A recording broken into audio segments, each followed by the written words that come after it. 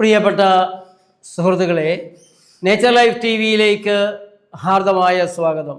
ആലപ്പുഴയിൽ 7 സ്കാനിങ്ങുകൾ കഴിഞ്ഞും ഒരു കുഴപ്പവുമില്ല എന്ന മറുപടി കിട്ടിയ ഗർഭിണി പ്രസവിച്ചു. പക്ഷെ ആ കുഞ്ഞിന് നിർഭാഗ്യവശാൽ പലതരത്തിലുള്ള വൈകല്യങ്ങളും ഉണ്ടായിരുന്നു. അത് വലിയ വിവാദമായി. അതിലൊരു ഡോക്ടറുടെ ഭാഗം ഞാൻ കേട്ടു. ഞാൻ വളരെ ആത്മാർത്ഥമായി ജോലി ചെയ്യുന്ന ഡോക്ടറാണ്. എൻ്റെ ഭാഗത്തു നിന്ന് യാതൊരു പിഴവുമുണ്ടായിട്ടില്ല, എൻ്റെ തെറ്റല്ല. ആ പറയുന്ന വാക്കുകളും അതിൻ്റെ ധ്വനിയും അവർ വളരെ ആത്മാർത്ഥതയുള്ള സമർപ്പിതയായ ഒരു ഡോക്ടറാണ് എന്നൊരു തോന്നലാണ് എനിക്കുണ്ടാക്കിയത്.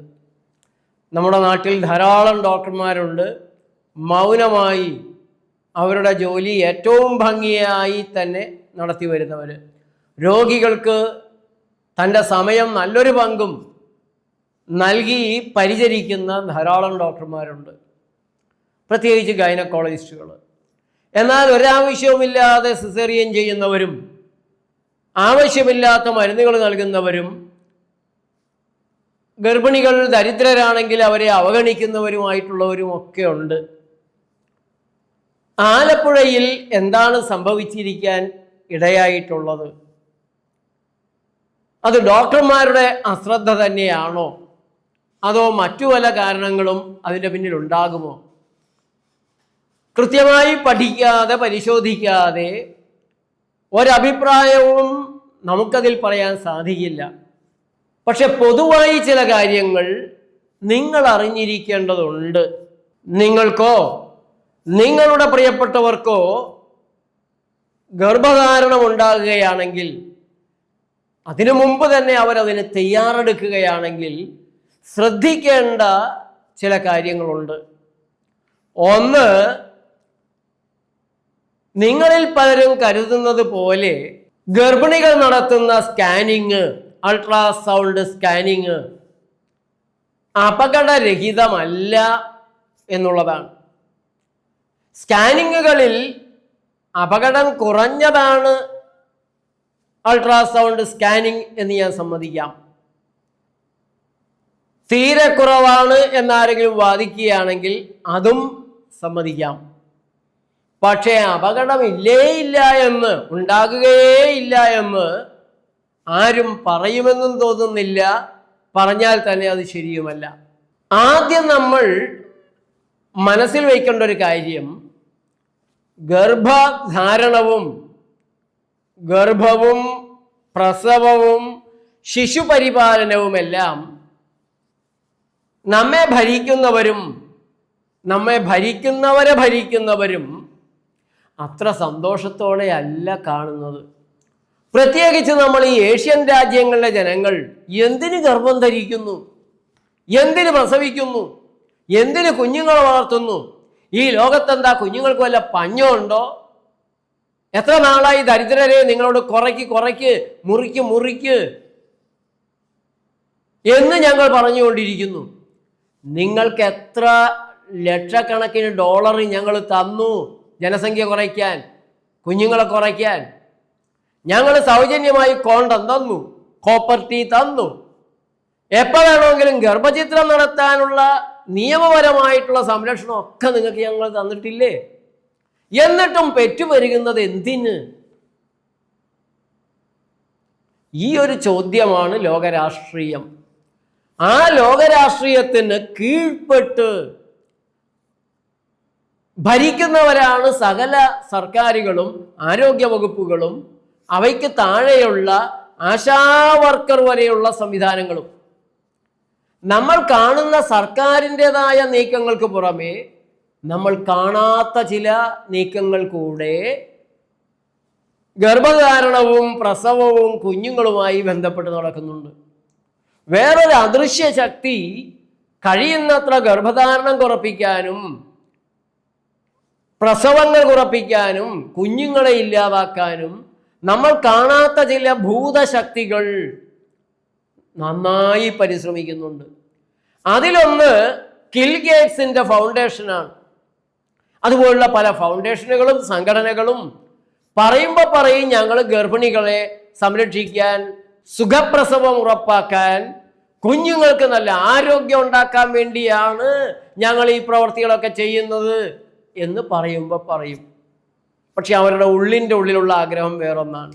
നമ്മുടെ നാട്ടിലെ ആശാവർക്കർമാർക്ക്, ആരോഗ്യ പ്രവർത്തകർക്ക് ഒക്കെ നിരവധി ട്രെയിനിങ്ങുകൾ നടക്കാറുണ്ട്. ആ ട്രെയിനിങ്ങുകളിൽ പരിശീലനത്തിന് വരുന്നവരാരാണെന്ന് എനിക്കറിയില്ല. അവരുടെ ഉള്ളിൻ്റെ ഉള്ളിലുള്ള ഉദ്ദേശം എന്താണ് എന്നും എനിക്കറിയില്ല. അതൊക്കെ അതേ വഴി തന്നെ വിഴുങ്ങിയിട്ടാണ് ഈ ആരോഗ്യവകുപ്പുകാരും ആശാവർക്കർമാരും ഒക്കെ നിങ്ങളുടെ അടുത്ത് വരുന്നത്, ലേഡി ഡോക്ടർമാരൊക്കെ വരുന്നതെന്നും എനിക്കറിയില്ല. പക്ഷേ എനിക്ക് ബലമായ സംശയമുണ്ട്, അല്ലെങ്കിൽ ഞാൻ ഉറച്ചു വിശ്വസിക്കുന്നു, കുറച്ചൊക്കെ എനിക്കറിയാം, ഈ ഭൂതശക്തികളുടെ സ്വാധീനത്തിലാണ് ഈ മേഖല. അവർ കുഞ്ഞുങ്ങൾക്ക് നല്ലതാണ് എന്ന് പറഞ്ഞു തരുന്ന പലതും പിൽക്കാലത്ത് അവരെ മോശമാക്കാനുള്ളതാണ്, അവരുടെ കൂമ്പ് കിള്ളിക്കളയാനുള്ളതാണ്. അവർ ഗർഭിണികൾക്ക് നല്ലതാണെന്ന് പറയുന്നത് പലതും ഗർഭത്തെ നശിപ്പിക്കാനുള്ളതാണ്. ഞാനത് കുറെ കണ്ടുകൊണ്ടിരിക്കുന്നതാണ്. കൃത്യമായി തെളിയിക്ക് എന്ന് പറഞ്ഞാൽ ഞാൻ നിസ്സഹായനാണ്.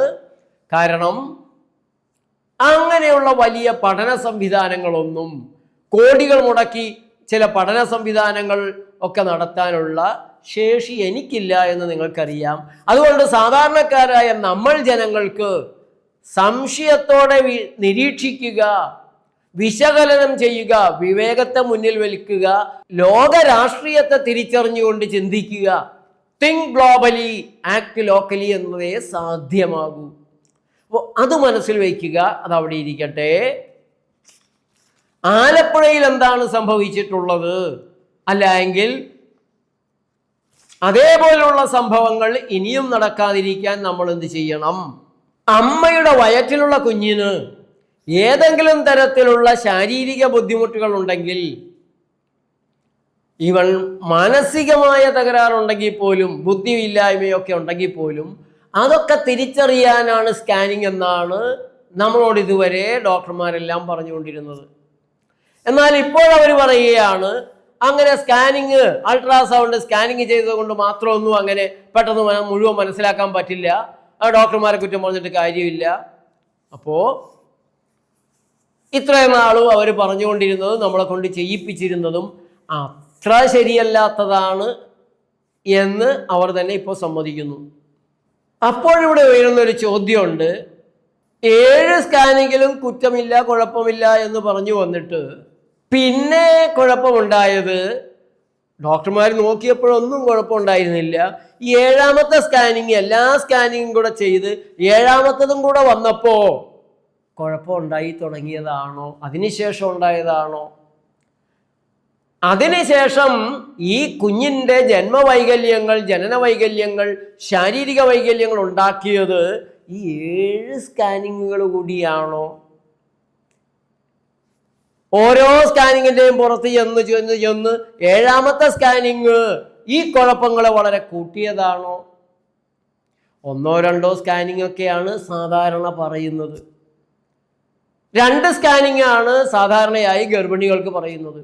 ഇവിടെ എന്തിന് 7 സ്കാനിങ്ങുകൾ ആവശ്യപ്പെട്ടു എന്നുള്ളത് മെഡിക്കൽ ബിസിനസ്സിനെ ഒന്ന് സപ്പോർട്ട് ചെയ്ത് കൊടുക്കുന്നതാണോ എന്ന് സംശയിക്കേണ്ടതുണ്ട്. അതല്ല, സർക്കാർ ലാബറട്ടറികളാണെങ്കിൽ അവിടെ കൂടുതൽ സ്കാനിങ്ങുകൾ ചെയ്യിപ്പിച്ച് അവിടെ നിൽക്കുന്നവർ, യന്ത്രം കൊണ്ടുവന്ന് വെച്ചിരിക്കുന്നവർക്ക് അങ്ങനെയുള്ള എന്തെങ്കിലും ധാരണകളുണ്ടോ? അതും സംശയിക്കേണ്ടതാണ്.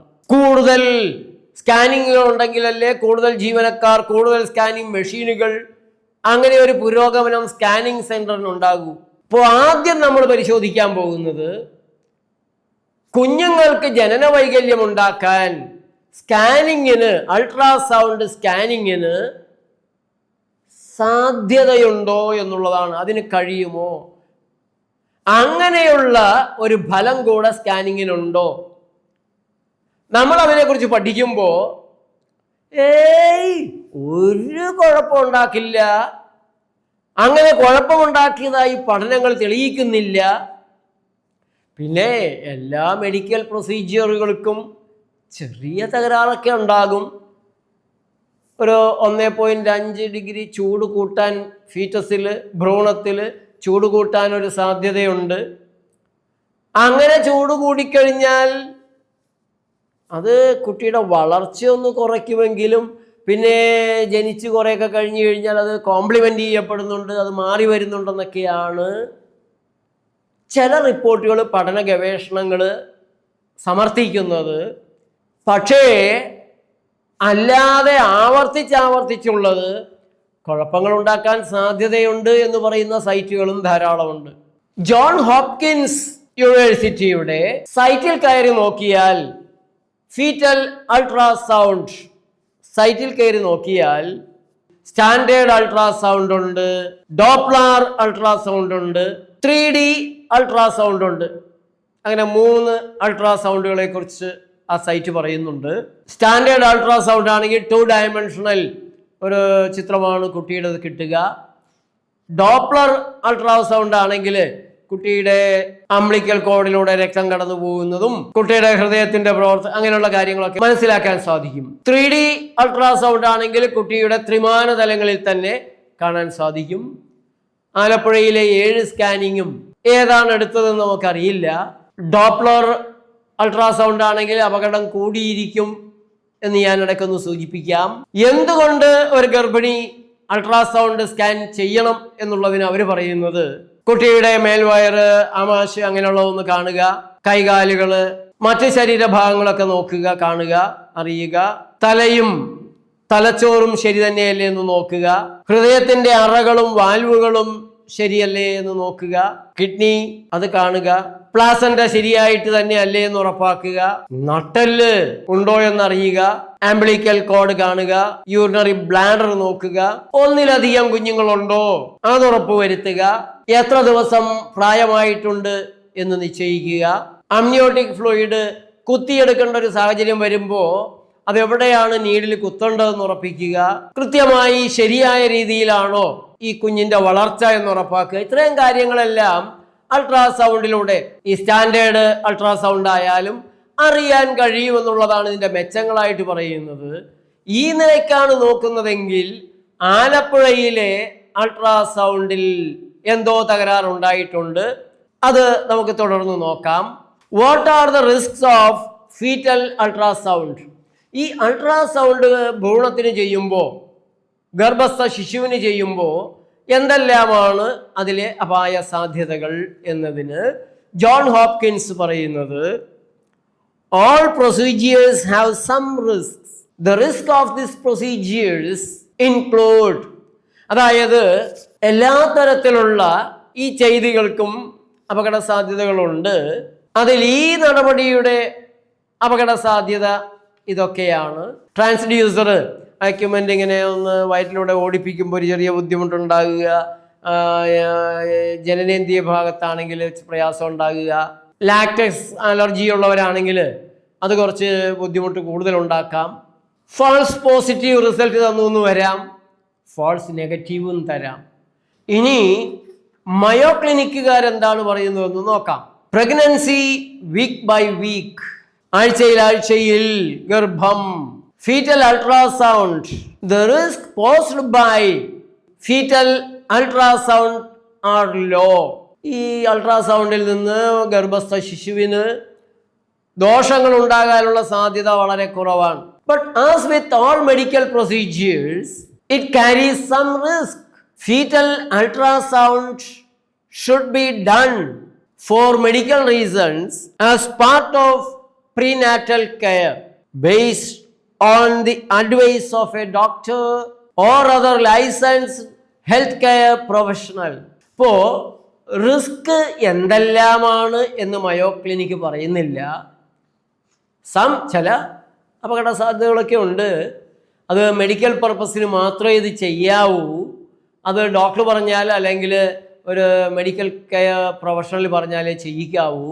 അത്ര നല്ലതൊന്നുമല്ല. പിന്നെ ഇവരെല്ലാം ഇതിനെ സപ്പോർട്ട് ചെയ്ത് മാത്രം ചിന്തിക്കുന്നവരും അങ്ങനെ ഇതിനെ പ്രോജക്റ്റ് ചെയ്യുന്നവരുമാണ് എന്നുള്ളത് നമ്മൾ മനസ്സിൽ വയ്ക്കണം. സയൻസ് ഡിറക്റ്റ് എന്ന് പറഞ്ഞ സൈറ്റിലാണ് liability, risks and recommendations for ultrasound use in the diagnostic obstetrics diseases. അതിൽ അവർ പറയുന്നത് ultrasound images can be subjective interpretations and errors may occur due to factors such as operator skill, equipment limitations, or fetal positioning. Another liability concern is related to the potential adverse effects of ultrasound exposure on both the mother and fetus. അപ്പോൾ science direct പറയുന്നത് അവര് ഈ ultrasound കാരണം ഉണ്ടാകുന്ന ഡോക്ടർമാരുടെ ബാധ്യതകൾ, കേസുകൾ, അങ്ങനെയുള്ള കാര്യങ്ങളെക്കുറിച്ച് സൂചിപ്പിക്കുകയാണ്. സ്കാനിങ് വിശദീകരിക്കുന്ന, വിശകലനം ചെയ്യുന്നതിൽ തകരാറ് വരാം. സ്കാൻ ചെയ്യുന്ന ഓപ്പറേറ്ററുടെ സ്കില്ല്, അതിൻ്റെ വൈദഗ്ധ്യം അനുസരിച്ച് വ്യത്യാസം വരാം. കഴിവ് കുറഞ്ഞവരൊക്കെയാണ് ഓപ്പറേറ്റ് ചെയ്യുന്നതെങ്കിൽ അതിൽ കുഴപ്പങ്ങളുണ്ടാവാം, ചിത്രത്തിൽ കുഴപ്പം വരാം. ഈ സ്കാനിങ് മെഷീൻ അതിന് തകരാറുകൾ പലതും വന്നിട്ട് കുഴപ്പങ്ങൾ കാണിക്കാം. ജാംബവാന്റെ കാലമൊന്നും വേണ്ട, ഇപ്പോൾ ഓരോ കൊല്ലവും പഴയത് പഴഞ്ചനാകുന്നു, പുതിയത് വന്നുകൊണ്ടിരിക്കുന്നു. പഴയ അന്ന് അങ്ങനെ കണ്ടത് ശരിയായിരുന്നില്ല, അതുകൊണ്ട് ഞങ്ങൾ നല്ലത് കുറച്ചും കൂടെ കൃത്യമായിട്ട് അങ്ങനെയൊക്കെ വന്നുകൊണ്ടിരിക്കുകയാണ്. അപ്പോൾ നമ്മുടെ കേന്ദ്രങ്ങളിൽ, നമ്മുടെ ലാബുകളിൽ, പ്രത്യേകിച്ച് സർക്കാർ സംവിധാനങ്ങളിലൊക്കെയുള്ള ഈ സാധനങ്ങൾ പുറത്തുള്ള പ്രൈവറ്റിലെ പോലും അപ്ഡേറ്റ് ആകണമെന്നില്ല. വലിയ പണം മുടക്ക് ആവശ്യമുള്ള യന്ത്ര സംവിധാനങ്ങളാണ് ഇന്ന് മെഡിക്കൽ രംഗത്ത് വന്നുകൊണ്ടിരിക്കുന്നത്. അപ്പോൾ ഈ മെഷീനറികളുടെ പ്രശ്നങ്ങളുണ്ടാകാം. അതേപോലെ തന്നെ ഗർഭസ്ഥ ശിശുവിൻ്റെ സ്ഥാനമനുസരിച്ച് പ്രയാസങ്ങളുണ്ടാവാം. Another liability concern is related to the potential adverse effects of ultrasound exposure on both the mother and child. ഇപ്പോൾ ഡോക്ടർമാർക്കുള്ള ബാധ്യതകൾ, അതിൻ്റെ അപകട സാധ്യതകൾ പറയുന്നിടത്ത് ഈ അൾട്രാസൗണ്ട് സ്കാനിങ് കാരണം അമ്മയ്ക്കും കുഞ്ഞിനും ഉണ്ടാകാനിടയുള്ള തകരാറുകളുടെ ബാധ്യത, ഉത്തരവാദിത്വം എന്നുകൂടെ സൂചിപ്പിക്കുമ്പോൾ ഇത് വളരെ സുരക്ഷിതമാണ്, ഒരു കുഴപ്പമില്ല എന്ന് നമുക്ക് ഉറപ്പ് തരുന്ന ശാസ്ത്രീയ ലേഖനങ്ങളും പഠനങ്ങളും. ശാസ്ത്രീയം തന്നെയാണോ? ഇതാണോ ശാസ്ത്രം? അതാണോ ശാസ്ത്രം? ഡോക്ടർമാർ പറയുന്നിടത്താണോ ശാസ്ത്രം എന്ന് നമ്മൾ ശങ്കിക്കേണ്ടതുണ്ട്. ഈ സ്കാനിങ്ങുകൾ തന്നെ കുഴപ്പമുണ്ടാക്കുന്നവയാണ്. അല്ലാതെയുള്ള കുഴപ്പങ്ങളുടെ സാധ്യതയും ഇവർ സൂചിപ്പിക്കുന്നുണ്ട്. ഞാനതും പറഞ്ഞു. നമുക്ക് കുറച്ചുകൂടെ നോക്കാം. While extensive research has shown that diagnostic ultrasound is generally safe when used appropriately, there are still uncertainties regarding long-term effects. ഇതിൻ്റെ ദൂരവ്യാപകമായ ഫലങ്ങളെക്കുറിച്ച് ഇപ്പോഴും ഉറപ്പല്ല, വ്യക്തതയില്ല, കൃത്യതയില്ല, മനസ്സിലാക്കിയിട്ടില്ല. Some studies suggest a possible association between prolonged or excessive exposure to ultrasound waves and adverse outcomes such as low birth weight, developmental delays, or hearing impairment. Additionally, obtaining informed consent from patient is crucial in mitigating liability risk. Patients should be informed about the purpose of the ultrasound examination, its benefits, limitations, potential risks, even if minimal, and any alternative diagnostic options available. ഇപ്പോൾ science direct പറയുന്നത് ഈ ultrasound scanning പൊതുവെ സുരക്ഷിതമാണ്, കൃത്യമായിട്ട് ഉപയോഗിക്കുകയാണെങ്കിൽ സുരക്ഷിതമാണ്. എന്നാലും ദൂരവ്യാപകമായ ഫലങ്ങളെക്കുറിച്ച്, അമ്മയ്ക്കും കുഞ്ഞിനും ഉണ്ടാകുന്ന ദൂരവ്യാപകമായ ഫലങ്ങളെക്കുറിച്ച് വ്യക്തതയായിട്ടില്ല. ചില പഠനങ്ങൾ പറയുന്നത് അൾട്രാസൗണ്ട് തരംഗങ്ങൾ അത് കൂടുതലാണെങ്കിലും അടുപ്പിച്ചടുപ്പിച്ചൊക്കെ ആണെങ്കിൽ ചില കുഴപ്പങ്ങൾ ഉണ്ടാക്കും. അത് കുഞ്ഞിൻ്റെ തൂക്കം കുറയുക, വളർച്ചയിൽ താമസം ഉണ്ടാകുക, മൈൽ സ്റ്റോണുകളെല്ലാം സാവധാനമാകുക, കേൾവിക്ക് തകരാറുകൾ ഉണ്ടാകുക, തലച്ചോറിനെ ബാധിക്കുന്നു എന്നുകൂടി അർത്ഥമാവണോ അതിൽ. അതുകൊണ്ട് ഈ സ്കാനിങ് ചെയ്യുന്നതിന് മുമ്പ് ഇൻഫോംഡ് കൺസെന്റ് വാങ്ങി വെക്കണം.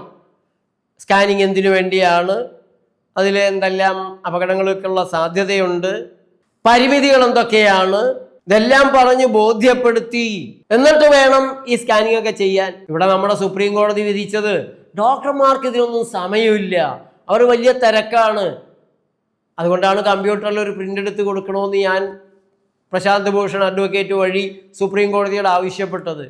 അതിന് ഭയങ്കര നിര ഡോക്ടർമാരുടെ വക്കീലന്മാർ, IMAയുടെ ആണെന്ന് തോന്നുന്നു, വക്കീലന്മാരൊക്കെ വന്ന് ഭയങ്കരമായിട്ട് എതിർത്തു. കോടതി അവസാനം ഡോക്ടർമാർക്ക് അനുകൂലമായിട്ട് വിധിച്ചു, ഇൻഫോംഡ് കൺസെന്റ് ഒന്നും ഇന്ത്യയിൽ വേണ്ട, ആളുകൾക്ക് എന്തെങ്കിലുമൊക്കെ അപകടം പറ്റിയാൽ അവരങ്ങോട്ട് സഹിച്ചോളുമല്ലോ. ഏതായാലും അമേരിക്കയുടെ ഒരു അവസ്ഥയാണ് സയൻസ് ഡയറക്റ്റ് പറയുന്നത്, അല്ലെങ്കിൽ വിദേശ രാജ്യങ്ങളിൽ ഈ അൾട്രാസൗണ്ട് കഴിഞ്ഞ് ബർത്ത് ഡിഫക്ട്സ് ഉണ്ടായാൽ, കുഴപ്പങ്ങളുണ്ടായാൽ അത് വളരെ വലിയ കേസുകളുടെ ഒരു കാരണമാണ്. ധാരാളം കേസുകൾ ഇങ്ങനെ ഉണ്ടാവാറുണ്ട്.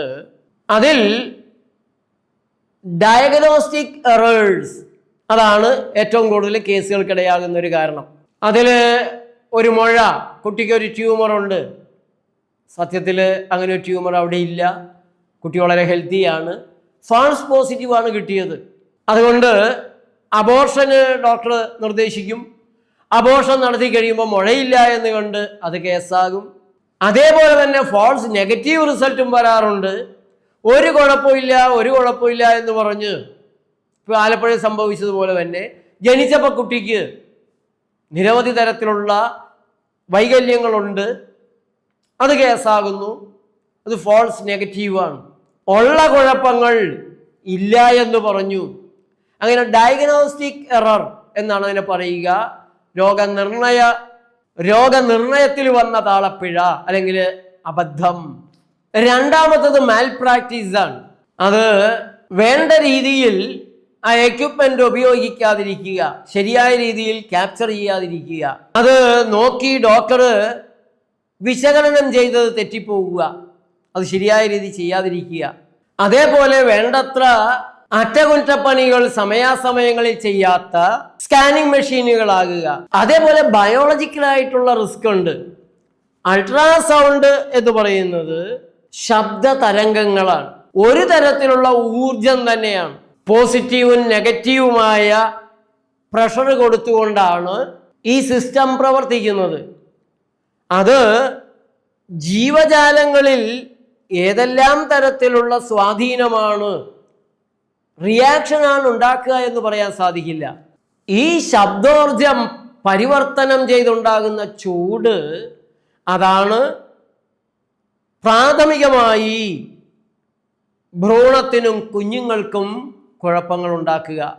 മൃഗങ്ങളിൽ നടത്തിയിട്ടുള്ള പരീക്ഷണങ്ങളുണ്ട്, അത് നോൺ അൾട്രാസൗണ്ടും അൾട്രാസൗണ്ട് ടെക്നോളജികൾ ഉപയോഗിച്ച് നടത്തിയിട്ടുള്ളതാണ്.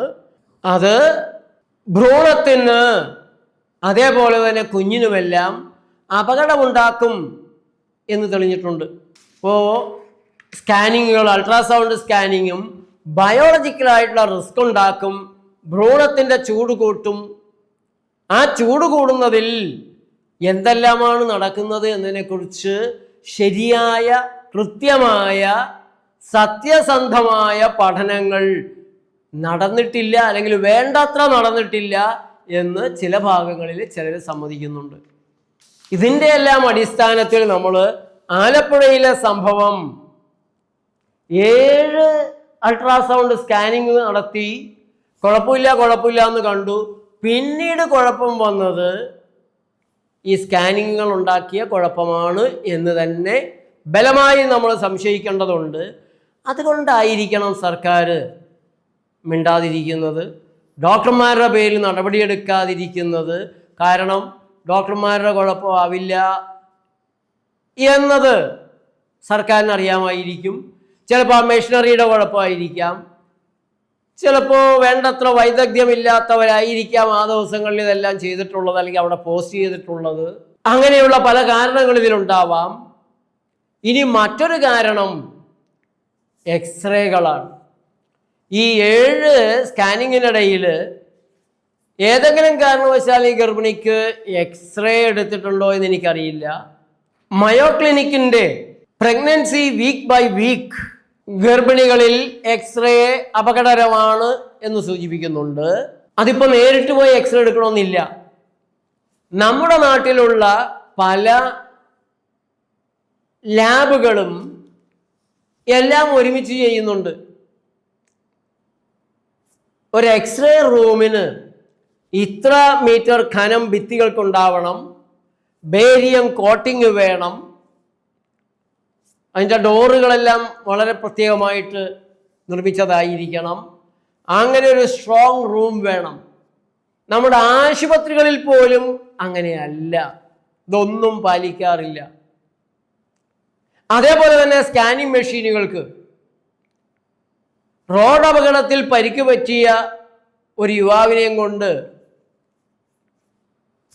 ഹോസ്പിറ്റലിൽ ചെന്നു. ഡോക്ടർ എക്സ്റേ എടുക്കണമെന്ന് പറഞ്ഞു. ഞാനും എൻ്റെ സുഹൃത്തുക്കളും കൂടെ അദ്ദേഹത്തെ എക്സ്റേ എടുക്കുന്ന റൂമിലേക്ക് കൊണ്ടുപോയി. അവിടെ അദ്ദേഹത്തെ ഒന്ന് സഹായിച്ചു നിൽക്കുന്ന നേരം കൊണ്ട് 2 എക്സ്റേ എടുത്തു. വളരെ വർഷങ്ങൾക്ക് മുമ്പാണ്. ഞാനിതിനെക്കുറിച്ച് ഇത്രയേറെ ബോധവാനാകുന്നതിന് മുമ്പ്. പക്ഷേ ഇത് അപകടമാണ് എന്നറിയാം. ഞാനവിടെ ചോദിച്ചു, എക്സ്റേ ടെക്നീഷ്യൻ അവിടെ നിൽക്കുന്നു, അവർ സ്പെഷ്യൽ ജാക്കറ്റുകളൊന്നും ധരിച്ചിട്ടില്ല, ഞങ്ങളോട് പുറത്തു പോകാൻ പറഞ്ഞ് പുറത്തു നിർത്തിയിട്ടൊക്കെ ചെയ്യേണ്ടതാണ്. ഇതിനൊന്നും അങ്ങനെ കുഴപ്പമില്ല എന്ന് പറഞ്ഞു. വളരെ അപകടകരമാണ്, ഗുരുതരമായ മെഡിക്കൽ ക്രൈമാണ് അവർ ചെയ്തത്. ഇതൊന്നും നമ്മുടെ ടെക്നീഷ്യന്മാർക്ക് അറിയില്ല. ആശുപത്രിയിലെ മറ്റു ജീവനക്കാർ, ലാബിലെ മറ്റു ജീവനക്കാർ ഇതൊന്നും ശ്രദ്ധിക്കാറില്ല. അവർക്ക് കാണുന്നില്ലല്ലോ അപകടം. ഒരു ബോംബ് പൊട്ടിയാൽ ആണികളൊക്കെ ചെതറിത്തെറിച്ച് സകലരെയും നശിപ്പിക്കും. അങ്ങനെ ചെതറിത്തെറിക്കുന്നതൊന്നും കാണുന്നില്ലല്ലോ. അതുകൊണ്ട് പെറ്റ് സ്കാന്, MRIക്ക് അത്ര അപകടമില്ല എന്ന് പറയുന്നു. എങ്ങനെയായാലും ആവശ്യമില്ലാതെ ഈ കിരണങ്ങൾ കേന്ദ്രീകരിച്ച് നമ്മുടെ ശരീരത്തിലേക്ക് വരുന്നത് ഒരിക്കലും നല്ലതല്ല.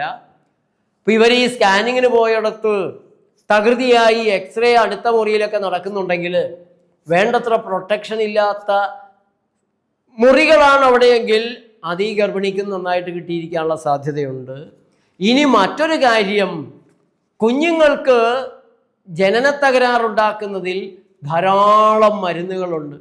നിങ്ങൾ ഏതെങ്കിലും ഒരു ഫാർമക്കോളജി ടെക്സ്റ്റ് എടുത്ത് മരുന്നുകളെ കുറിച്ച് നോക്കുകയാണെങ്കിലും വളരെ ചീപ്പായിട്ട് കിട്ടുന്ന മിക്കവാറും ഇംഗ്ലീഷ് പുസ്തകങ്ങളൊക്കെ വെക്കുന്ന പല കടകളിലും സിംസ് എന്ന് പറഞ്ഞൊരു ചെറിയൊരു പ്രസിദ്ധീകരണം കിട്ടും.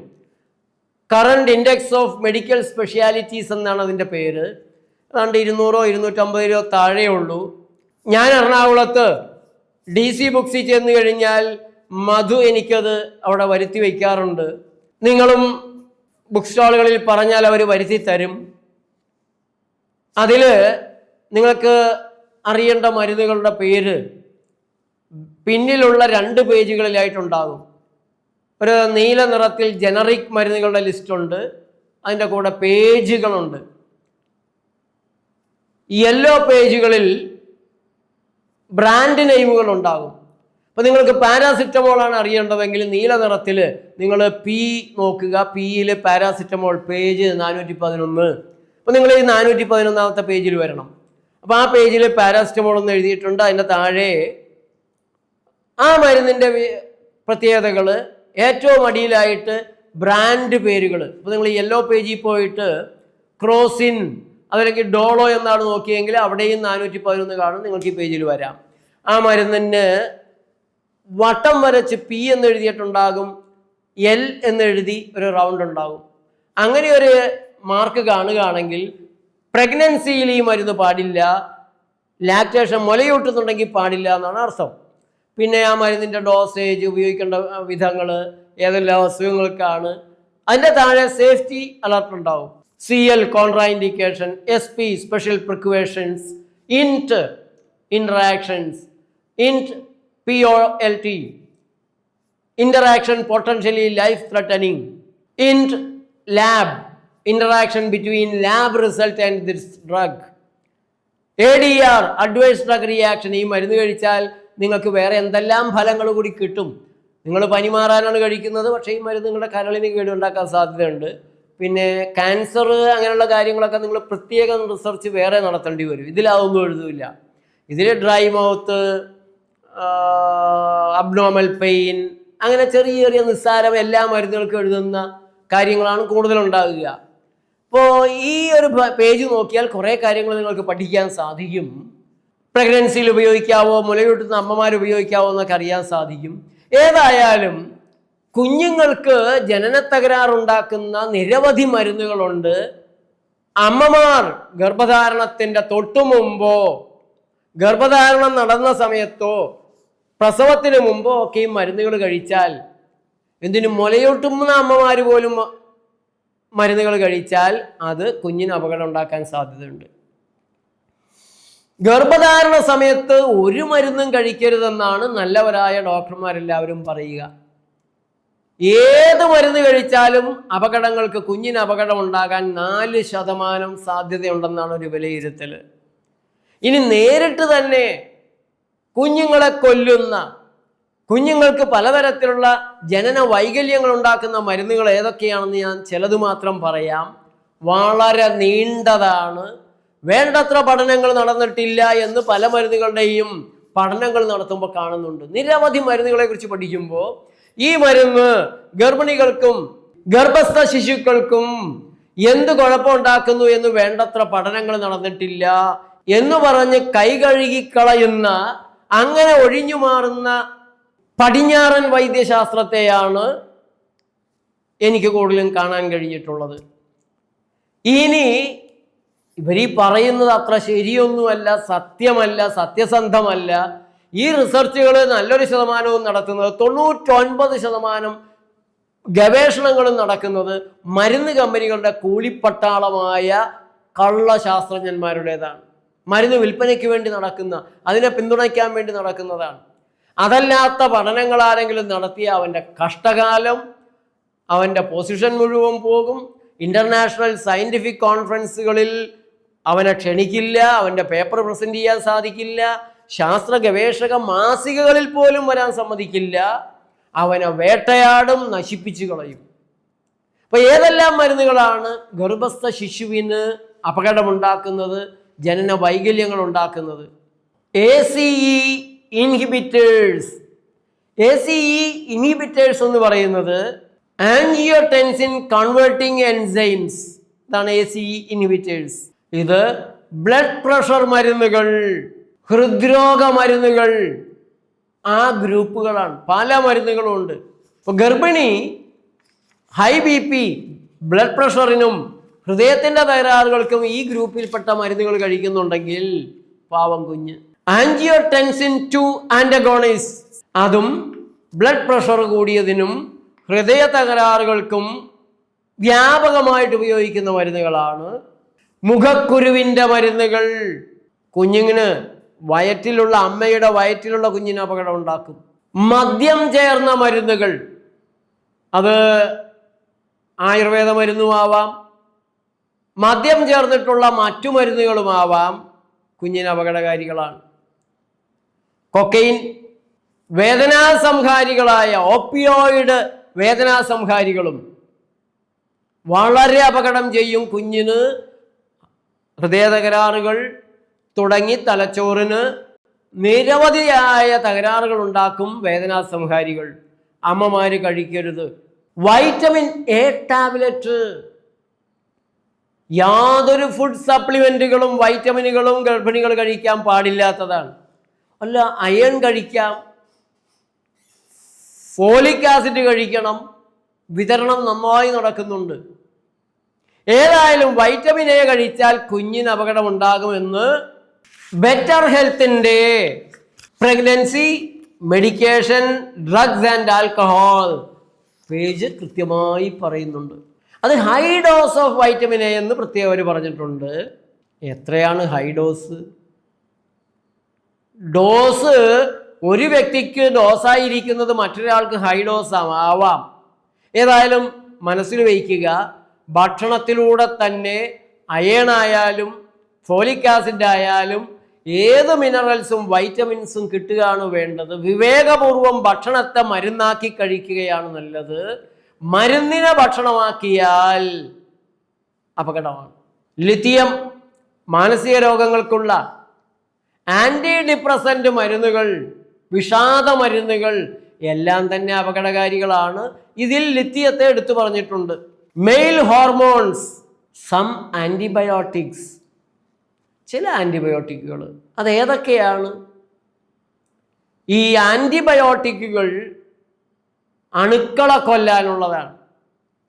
അണു എന്ന് പറഞ്ഞാൽ ജീവനുള്ള ഏകകോശ ജീവിയാണ്. ബീജം ഏകകോശ ജീവിയാണ്. അണ്ഡം ഏകകോശം തന്നെയാണ്.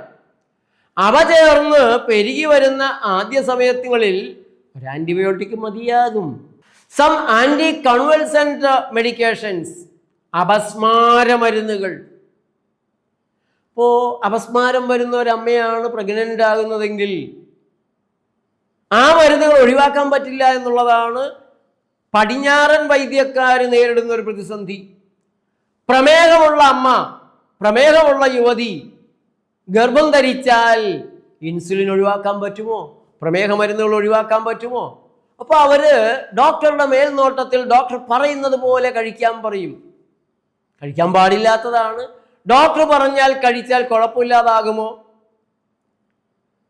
അപസ്മാരമാണെങ്കിലും പ്രമേഹമാണെങ്കിലും ഗർഭം ധരിക്കുന്നതിന് മുമ്പെങ്കിലും 10 ദിവസം നേച്ചർ ലൈഫിൽ വന്ന് നിന്ന് അതൊക്കെ ഒന്ന് മാറ്റിയെടുത്ത് മരുന്നിൻ്റെ ആവശ്യമില്ലാതെയാക്കി ജനിക്കുന്ന കുഞ്ഞിനോട് എന്തിനേയും ദ്രോഹം ചെയ്യുന്നു.